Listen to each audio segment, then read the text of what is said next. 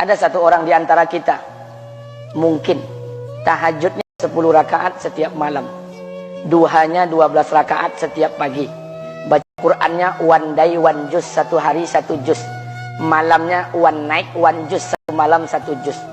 Satu keluarga di antara kita ini puasanya luar biasa Senin Kamis. Satu keluarga berpuasa Senin Kamis. Tak cukup puasa Senin Kamis, dia puasa Nabi Daud. Sehari puasa, sehari tidak, sehari puasa, sehari tidak. Tak cukup dia puasa Nabi Daud, dia puasa-puasa sunnah lainnya. Istrinya nutup aurat dengan sempurna, pakai nikob, pakai dar, pakai purda, pakai manset, pakai kos kaki. Suaminya 5 waktu ke masjid tak tertinggal takbiratul ula. Anak-anaknya di pondok pesantren hafiz dan hafizah. Tiap pagi berinfak, tak pernah mengunjing orang. Quran terjaga, aurat terjaga, tahajud terjaga, 5 waktu terjaga, duha terjaga, Quran terjaga, puasa terjaga. Sempurna satu keluarga amalnya. Tapi sudah 8 tahun dia tak tengok ayah ibunya. Sudah bertahun-tahun dia tak nyapa kedua orang tuanya. Sudah bertahun-tahun dia tak berhubungan baik dengan ayah ibunya. Sudah berminggu-minggu dia berkelahi dengan ayah ibunya. Sudah berhari-hari bermusuhan dengan kedua orang tuanya. Maka anak seperti ini, seluruh amal yang mereka kerjakan tertolak di sisi Allah Subhanahu wa taala, tidak akan diterima Allah. Sebaliknya, kalau ada di antara kita hari yang pandai melayani ayah ibunya, tidak ada uang, ayah ibu dia kasih uang. Tak ada rumah, ayah ibu dia buatkan rumah. Sakit ayah ibu dia bawa ke rumah sakit. Dirawat ayah ibunya dia jaga. Kotoran ayah ibunya dia bersihkan pakai tangannya sendiri. Ada di antara kita hari ini yang membersihkan kotoran ayah ibunya lebih dia nikmati daripada makanan yang ia sukai. Begitu luar biasanya dia melayani ayah ibunya. Tapi dia tinggalkan sholat. Dia injak-injak perintah Allah. Dia tinggalkan perintah Allah dengan mutlak. Maka kebaikan satu orang anak ini kepada ayah ibunya seluruhnya tidak diterima Allah Subhanahu wa taala. Atau jangan-jangan inilah yang menjadi penyebab amal kita tak diterima Allah. Atau jangan-jangan inilah yang menjadi penyebab amal kita tertolak di sisi Allah. Kita sholat juga, kita sujud juga, kita puasa juga, kita ngaji juga, kita dengarkan ceramah juga. Maka oleh karena itu, Pak, Bu, ayah kita tuh tinggal di kampung, ayah ibu tinggal di kampung sana. Terkadang ayah ibu kita tak sekolah, SD, SMP, SMA tak tamat. Disekolahkan kita SD, SMP, SMA, S1, S2, S3 dengan harapan hidup kita lebih baik daripada keadaan dia sekarang. Tapi apa yang membuat kita jarang untuk menjenguk mereka? Saya ingin sampaikan buat kita bersama. Ayah ibu kita tak tahu kita ni eselon 1, eselon 2, Pak. Ayah ibu kita tak tahu pangkat PNS kita 3A, 3B, 3C, 3D, 4A, 4B, 4C, 4D. Ayah ibu kita tak tahu kita ni public figure. Ayah ibu kita tak tahu dan tak mau tahu. Yang dia tahu kita ni anaknya. Ayah ibu kita tak tahu kita punya sawit berapa. Ayah ibu kita tak butuh mobil kita. Dia butuh rumah kita. Tapi yang dia butuhkan kita. Apa yang membuat kita jarang untuk menjenguk mereka? Tahun 2016 di Masjid Damai Langgeng, saya diundang ceramah di sana. Habis pulang ceramah, saya baca WA SMS. Ada seorang ustadz Pekanbaru kirimkan WA dengan saya.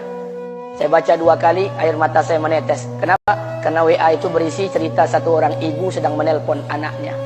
Ibunya nelpon anaknya. Assalamualaikum nak. Waalaikumsalam, kata anaknya. Kata ibunya, nak, sudah 1 bulan kau tak tengok ibu. Apa yang membuat engkau berhalangan, nak? Apakah kau sibuk dengan pekerjaanmu? Minggu yang kedua ibunya telepon lagi. Assalamualaikum, nak. Kata anaknya, waalaikumsalam. Kata ibunya, nak, ibu dapat kabar apa kau baru beli mobil baru. Apa betul, nak? Kata anaknya, betul, Bu. Kata ibunya, alhamdulillah, nak. Ibu bangga kau pandai menyenangkan hati anak istrimu. Minggu yang ketiga ibunya telepon lagi. Assalamualaikum, nak. Kata anaknya, waalaikumsalam. Kata ibunya, nak, ibu dapat kabar bahwa engkau baru beli rumah baru. Apa betul, nak? Kata anaknya, betul, Bu. Kata ibunya, alhamdulillah, nak. Ibu senang bertanggung jawab dengan anak istrimu. Minggu yang keempat ibunya telepon lagi. Assalamualaikum, nak. Waalaikumsalam. Kata ibunya, nak, tadi ibu pergi ke pasar, ibu jumpa temanmu di pasar. Kata temanmu di pasar, temanmu banyak bercerita tentang kamu. Kata teman tadi, kamu baru beli anak anjing seharga 40 juta dari negeri Belanda. Apa betul, nak? Kata anaknya, betul. Kata ibunya, nak, dengarkan pesan ibu untuk terakhir kalinya.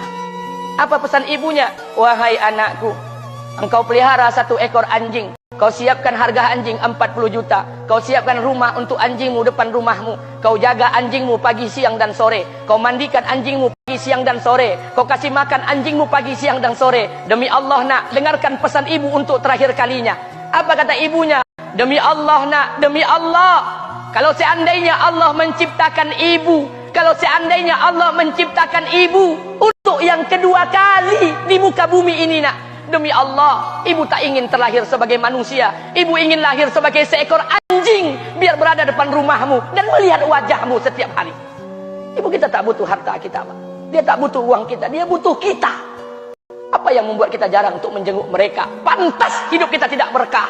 Pantas rumah tangga kita tidak sakinah. Karena hubungan dengan ayah ibu kita rusak selama ini. Masih ada kesempatan, masih.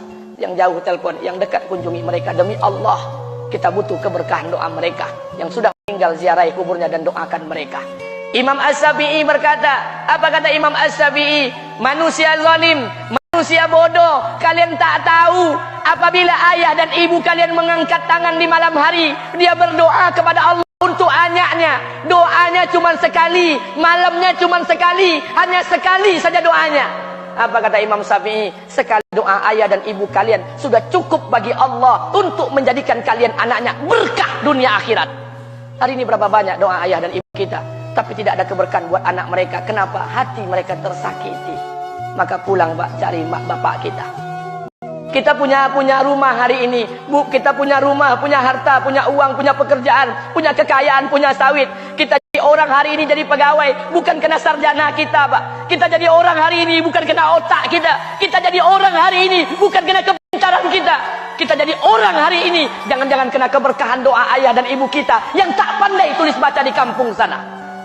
Mak bapak kita, Pak. Demi Allah, kita butuh keberkahan doa mereka. Apa guna di kehidupan dunia sementara Allah tidak ridho dengan kehidupan kita? Pantas amal kita tertolak di sisi Allah. Maka pulang ke rumah cari mak dan bapak kita yang masih hidup, duduk bersama mereka. Kalau seandainya kita tak bisa membahagiakan mereka, jangan pernah menyusahkan mereka. Kalau seandainya kita tak bisa membuat mereka tertawa, jangan pernah membuat mereka menangis. Demi Allah, kita hanya punya satu ayah kandung. Kita hanya punya satu ibu kandung. Tidak akan ada ayah kandung yang kedua. Tidak akan ada ibu kandung yang kedua. Harta kita cuma satu.